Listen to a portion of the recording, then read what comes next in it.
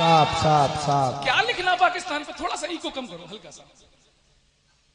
जब बांसुरी बजे तो ईको लगा दो, जब बांस बजे तो शांत बैठ जाओ, है ना? अब बांस बजेगा तो पाकिस्तान के लिए कुछ लिखने की जरूरत नहीं। आप सब जानते हैं पाकिस्तान को कुछ नहीं बना तो वो हमारे सन्नी देओल के ऊपर छिड़ गया। बोला ये सन्नी देओल बड़ा हरामी आदमी है, इसने हमारे खिलाफ 2 फिल्में बनाई, गदर 1 गदर, दोनों में आग थू, इसलिए हम सन्नी देओल को पाकिस्तान का वीजा नहीं देंगे। मतलब सन्नी देओल के ऊपर बैन लगा दिया कि हम सन्नी देओल को पाकिस्तान का वीजा नहीं देंगे। हमने कहा हे चिरकुटों, तुम्हारी इतनी औकात कि तुम हमारे सन्नी देओल को वीजा ना दो। अब ये नौजवान खमेला के जो लड़के बैठे हैं, अपनी तालियां खोलना आनंद के लिए पढ़ रहा हूं और जवाब देता हूं, पाकिस्तान तुम्हारी औकात नहीं है कि तुम हमारे सन्नी देओल को वीजा दो या ना दो। सुनो, दुनिया में फजीहत का नतीजा ही रहेगा। तू दुनिया में फजीहत का नतीजा, कुर्सी वालों आप लोग भी ताली बजा सकते हो, कोई जीएसटी नहीं है उस पर, खुल के बजाना, समझ में आए। पाकिस्तान को जवाब, दुनिया में फजीहत का नतीजा ही रहेगा, देखोगे गदर मन सदा खींचा ही रहेगा, और तुम दो या ना दो वीजा उसे पाक के लोगों, सन्नी तुम्हारा जीजा था, जीजा ही क्या बात है, क्या बात, वाह। पाकिस्तान की एक फिल्म इंडस्ट्री है जो साल भर फिल्में बनाती है लेकिन कंगाली में रहती है, जैसे हमारी बॉलीवुड है ना, पाकिस्तान में। अब तुलना देखना, हिंदुस्तान में ये मेरे बहुत सुप्रसिद्ध छंद हैं जो हर जगह बहुत हंगामा करते हैं, खमेला में भी वही देखना चाहता हूं। पाकिस्तान और भारत की तुलना पहली लाइन से ही उठाना। सुन पाकिस्तान, क्या है तेरी औकात? जितने बजट में तुम्हारी सब फिल्में बने, पाकिस्तानियों अगली पंक्ति उठाना, शादियों का सीजन भी आने वाला है। जितने बजट में तुम्हारी सब फिल्में बने, उतना नागिन डांस पे हम नोट उड़ा देते हैं। महाराज जी ताली नहीं बजाई लोगों ने, सोच रहे थे, मेरा दिल टूट गया। खमेला वालों ने they have broken my heart. मत बजाओ, नो मत बजाओ। ये चौहान चुनौती देता है कि अगली पंक्ति पर खमेला का एक आदमी भी हाथ रोक पाए तो रोक के दिखाए। हालांकि मैंने रिस्क ले ली है, लेकिन मुझे विश्वास है कि चुनौती स्वीकार होगी। अगली पंक्ति पर कोई रोक के दिखाए तो रोकना हाथ। जितने बजट में तुम्हारी सब फिल्में बने, आओ दादा बैठो। दादा बहुत लेट आए, मैं जल्दी शुरू हो गया था, इसके लिए क्षमा चाहता हूं आपसे। जी सुनना, पहली पंक्ति और दूसरी पंक्ति पर कि जितने बजट में तुम्हारी सब फिल्में बने, उतना नागिन डांस पे हम नोट उड़ा देते हैं, और जितना बजट है तुम्हारा रोटी दाल वाला, उतने का हम शिव जी पे दूध चढ़ा देते हैं। क्या बात है, जय हो। इज्जत बच गई महाराज जी, बहुत बहुत धन्यवाद।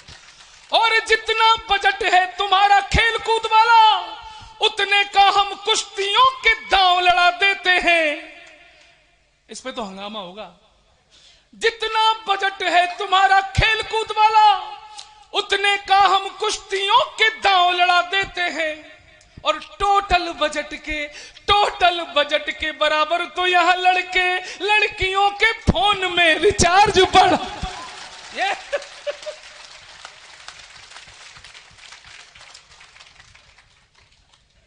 अभी पाकिस्तान निपटा ही था। ये भाई साहब खड़े हो तुम जरा, इनकी हाइट देखो लगभग 5 फुट की है। जैसे मैं गाड़ी से उतरा बोले तुम पाकिस्तान को बहुत निपटाते हो, तुम खमेला के हो, खमेला के हो ना? अरे यहां क्या है, खमेला के हैं ये हमसे बोले पाकिस्तान को तुम बहुत निपटाते हो, चाइना को निपटा के दिखाओ।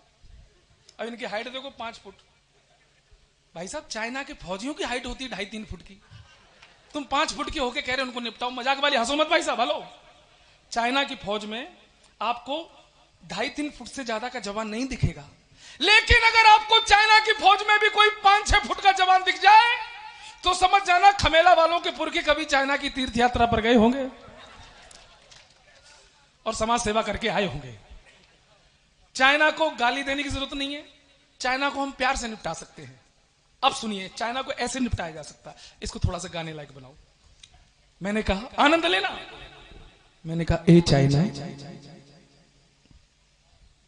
जी दादा आइए, आप बहुत सौभाग्यशाली हैं, पहली बार मुफ्त में गौरव चौहान को सुन रहे हैं। सुनिए, चाइना को ऐसे भी निपटा सकते हैं। मैंने कहा ए चाइना, कितना छोटा तुझे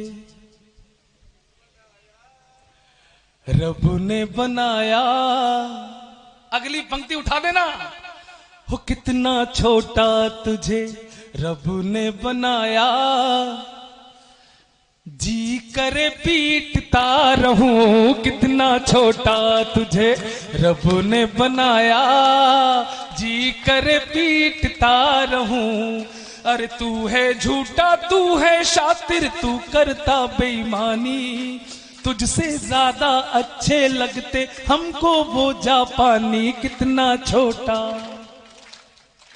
मैंने कहा किसी चक्कर में मत रहना चाइनीजों, बदतमीजों। ये 62 वाला भारत नहीं है, ये 2014 वाला भारत है, ये 2019 वाला भारत है। और हम सबने भले ही 240 सीट दी, लेकिन 2024 वाला भी भारत बना के दिखाया है। अब ये नया भारत है, मोडिफाई शाही। अब न चलेगी हम पर तो तेरी तानाशाही। अरे मान सरोवर तक गाड़ेंगे हिंदुस्तानी झंडे, चाहे जितने पाल ले तू इस्लामाबादी गुंडे। आनंद लेना। मंचूरियन तू खूब पका ले, हक्का नूडल खूब खा ले। खमेला वालों, अगर हिंदुस्तान के ठेठ देशी पकवान उन चाइनीज टेढ़े मेढ़े आइटमों पर भारी पड़ जाएं, तो एक बार सबके हाथ आसमान में देखना चाहता हूं।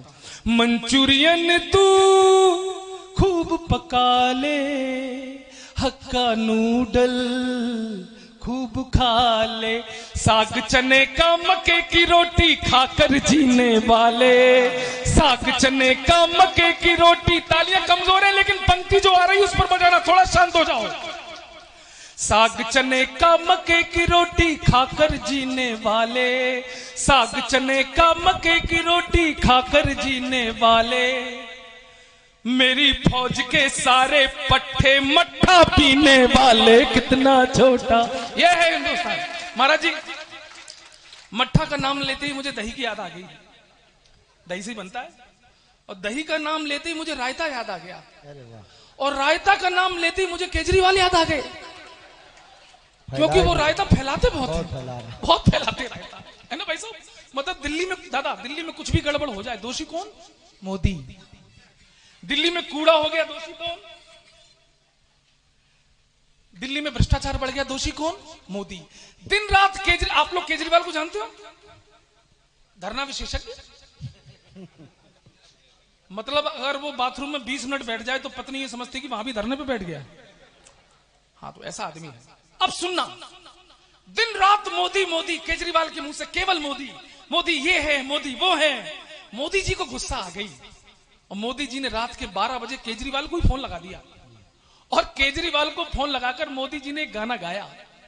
और मोदी जी ने जो गाना गाया, उस गाने का जवाब केजरीवाल ने भी गाकर दिया। बस वो जवाब इतना शानदार है कि आप बिना ताली बजाए मानेंगे नहीं।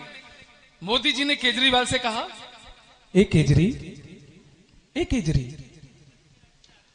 लोगों को तुमसे कितने गिले, क्यों क्यों क्यों क्यों क्यों क्यों क्यों, तुम कैसे सीएम मिले, क्यों क्यों क्यों, लोगों को तुमसे कितने गिले, तुम कैसे सीएम मिले, इतने दिनों तुमने क्या किया, क्या किया क्या किया क्या किया। केजरीवाल बोले, तेरा नाम लिया हो, तुझे याद किया हो, तेरा नाम लिया, तुझे याद किया, तुझे याद किया, तेरा नाम लिया। अभी खत्म नहीं हुआ है। मोदी जी ने आगे भी पूछा, आनंद लेना। ने पूछा,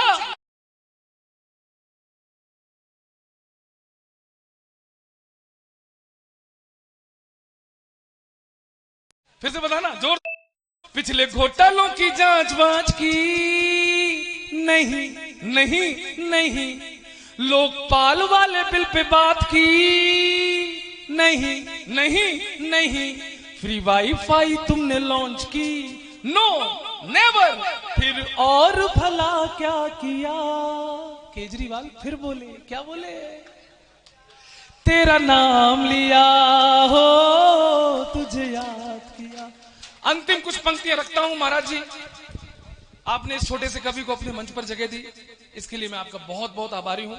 खमेला के एक एक व्यक्ति का आभारी हूं कि आपने मुझे बर्दाश्त किया। बस अब वो समय हो गया है, मुझे 20 मिनट के अंदर रसूलाबाद पहुंचना है, लेकिन 4 पंक्तियां इन सनातनियों के बीच में पढ़ना चाहता हूं। एक, रहना सीखो। कुछ हमारे नवयुवाओं के लिए बोल दीजिए, नवयुवक जो हमारे बैठे हैं।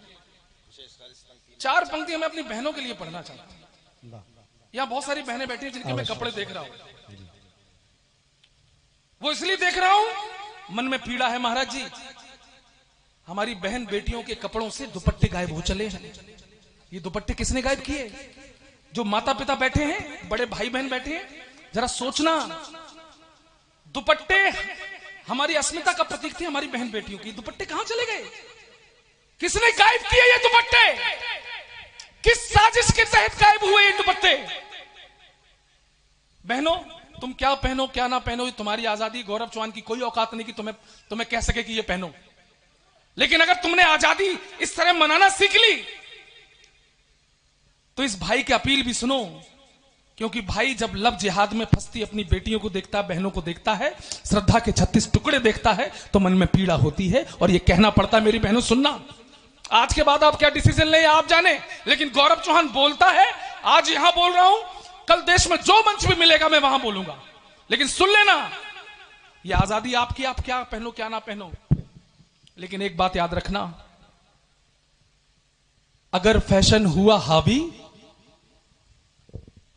तो लज्जा हाथ में रखो।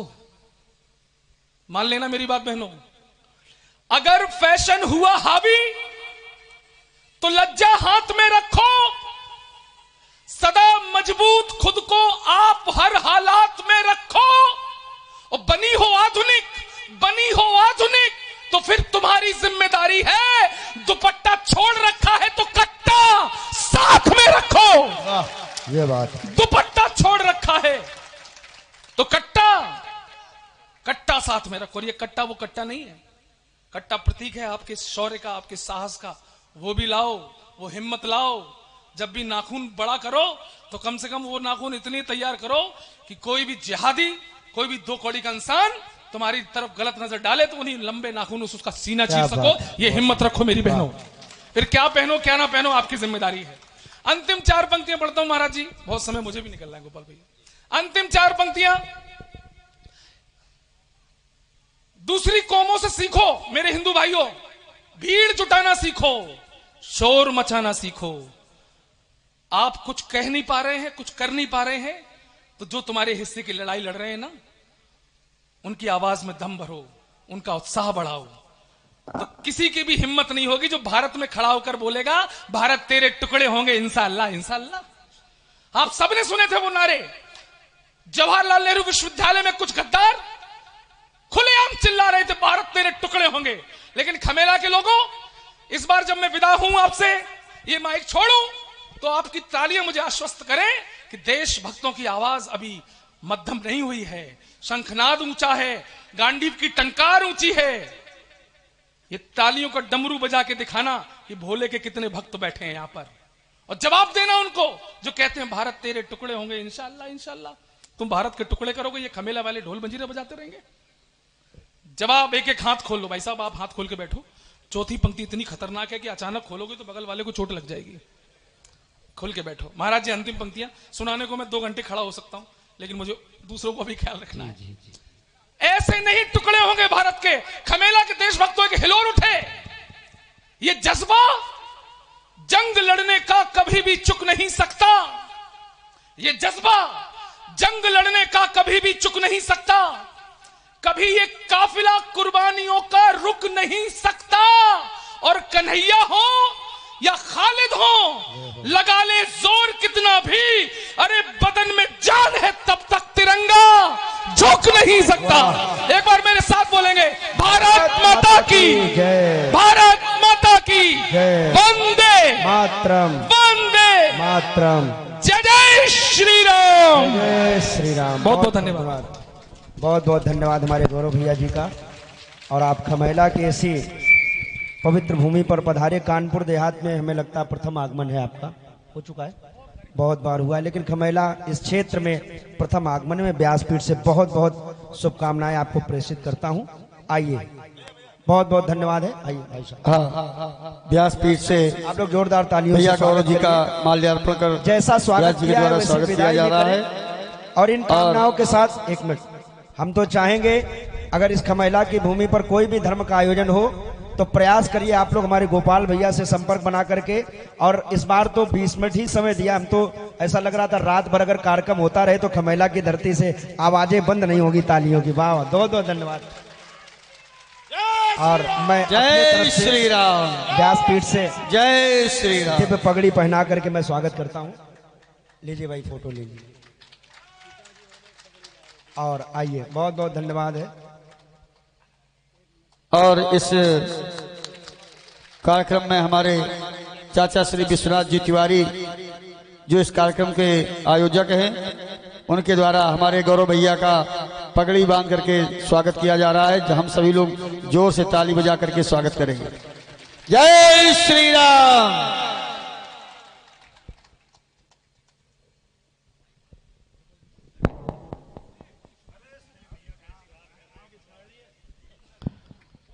अब हमारे श्री रामचंद्र मानस व्यास पंडित प्रदीप जी मिश्रा के द्वारा बड़ी ही सुंदर रसमयी मर्यादा पुरुषोत्तम भगवान श्री राम की चर्चा आप लोग श्रवण करेंगे। बहुत ही सौभाग्य का विषय है, बहुत ही सौभाग्य का दिन है जो आज हमारे बीच में हमारे आचार्य पंडित प्रदीप कुमार जी मिश्रा जो आपके सामने व्यास मंच पर सुशोभित हैं, इनके सुंदर